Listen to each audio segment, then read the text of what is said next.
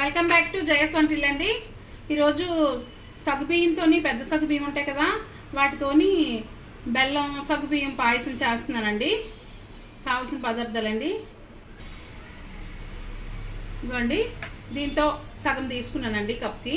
సగ్గుబియ్యం ఫుల్గా వస్తాయండి కప్కి. నానపోయాక అరగంట ముందు నానబెట్టానండి. కిస్మిస్ అండి కొద్దిగా, యాలకి పొడి, బెల్లం ఒక కప్పు అండి, పాలు ఒక 2 కప్పులు వేస్తానండి. పాలు మరిగించి ఉంచుకున్నానండి. స్టవ్ వెలిగిస్తున్నానండి. బిస్కెట్ను సగ్గుబియ్యం వేస్తున్నానండి. ఇదిగోండి, ఒకటి వేసామండి నానబెట్టేటప్పుడు. ఇదిగోండి 2వ కప్పు, 3 అండి.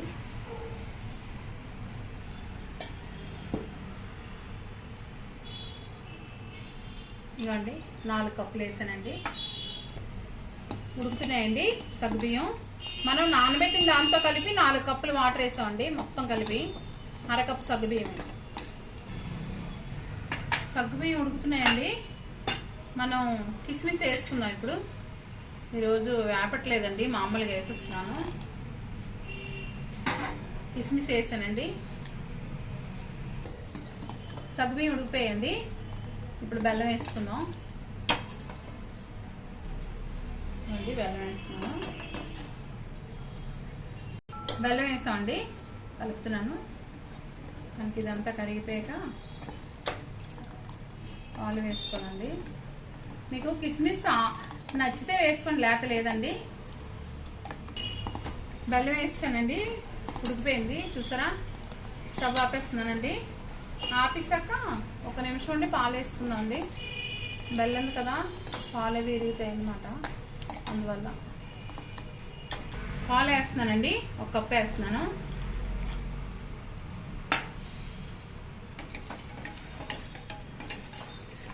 అంటే అయిపోయింది.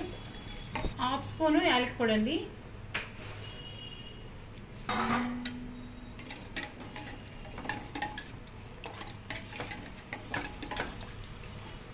స్టవ్ ఆపేసామండి. ఆపేసి పాలు వేసాను. యాలకి పొడి కూడా అలాగే వేసానండి. ఇవ్వండి అయిపోయింది. మనం బౌల్లో పెట్టి మార్చుకుందాం అండి.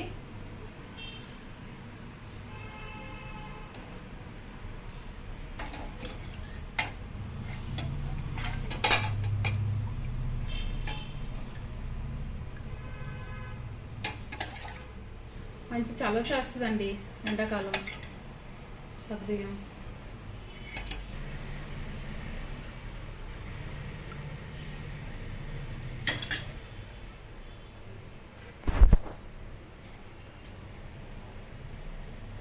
బెల్లం సగ్గుబియ్యం రెడీ అండి, పాయసం.